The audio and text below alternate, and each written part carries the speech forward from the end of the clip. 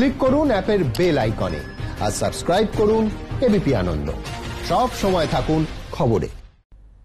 গতকাল দিলীপ ঘোষ বারাসাতে চায় পে চর্চায় গিয়ে একাধিক মন্তব্য করেছিলেন। তার পাশাপাশি আজ সকালে ইকো পার্কে প্রাতঃভ্রমণে গিয়ে প্রশান্ত কিশোরকে নিয়ে তৃণমূলকে খোঁচা দিলেন।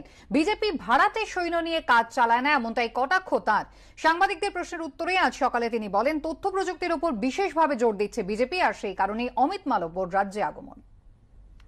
বিজেপি আইটি সোশ্যাল মিডিয়ায় চিরদিন এগিয়ে আছে।